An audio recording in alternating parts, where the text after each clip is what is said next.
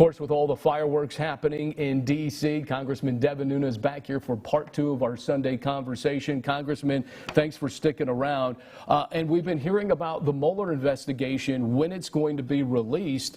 I hear it's coming soon. What are you hearing, and what do you think is going to be in it? Well, the sooner it happens, the better, because this is an investigation that completely went off the rails. It has no credibility whatsoever anymore.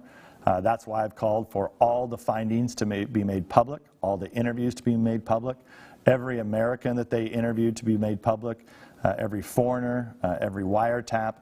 We need all the information because, unfortunately, when this was started, instead of being like a cleanup mechanism to go out quickly and figure out, hey, was the Trump campaign colluding with the Russians? Well, they knew that from the very beginning because the lead investigator on it said there was no evidence of that. And what they didn't go and do, which they should have done, is found out who was committing felony leaks. So there was leaks of classified information at the highest levels that continued to leak out. And this investigation, the Mueller investigation, did nothing about that. And what our investigation proved in the House was that it actually was not the Trump campaign that was colluding with the Russians. It was actually the Clinton campaign that was colluding with the Russians, and Mueller did nothing to get to the bottom of that. And you have been spearheading that ever since really President Trump has come into office. And last week, he said he didn't want to see the Mueller investigation.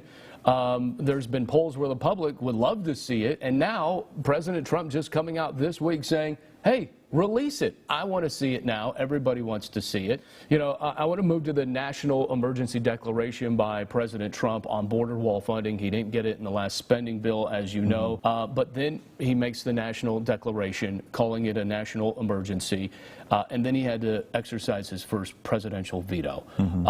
I know you back him on this, but will we see 2/3 of Congress try to override it? Yeah, you won't see that happen. We do have, I mean, look, here in the Valley, we know about this. We have an absolute emergency occurring at the border.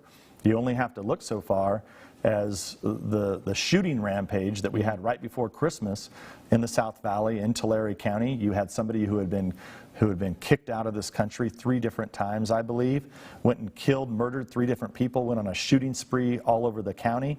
This is an emergency. People are being murdered. We had a police officer just up in the North Valley be murdered. And the sad part is that what the president's actually calling for, he said that he'll sign a bill that secures the border, that takes care of all the kids who are brought here illegally, so known as the Dreamers. He said that he'll take care of permit programs for agriculture, for high tech. He's willing to sign any bill like that, but yet, we had a bill on the floor last year. Republicans, when we controlled, it only got 180 votes. It needed 218 votes. And this year, you have yet to see anything other than the left just keep saying, oh, we want things to continue as they are. Things can't continue as they are. I mean, look, we don't want to have more police officers killed by people who shouldn't be in this country and innocent people be shot up here in the Valley. Why did he ask for more money? Why did he ask for $8.7 billion when he originally asked for $5.7? Well, there's a lot of different numbers out there, but I think the bottom line is that of the roughly 2,000 mile of border, we need about 700 miles of wall. That would actually save money and make the border more secured.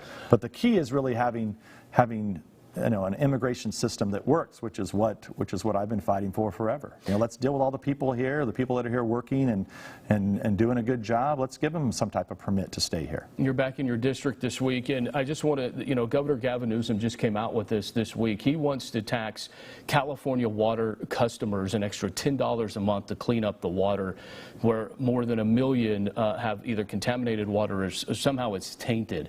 $10 more a month. This is already getting some backlash among Democrats. Is this the right move? Yeah, this was tried a few years ago at the state level. The bottom line, the mistake that we keep making is that we're not moving water. We have more water than we can use in this state. A lot of people don't realize that nearly 80% of the water that enters into the Delta up north in Sacramento, the Sacramento Delta, 80% of that water goes out into the Pacific Ocean. We only need a small percentage of that water for us to be able to farm every acre in this valley. For us to remember the solution to contamination is dilution.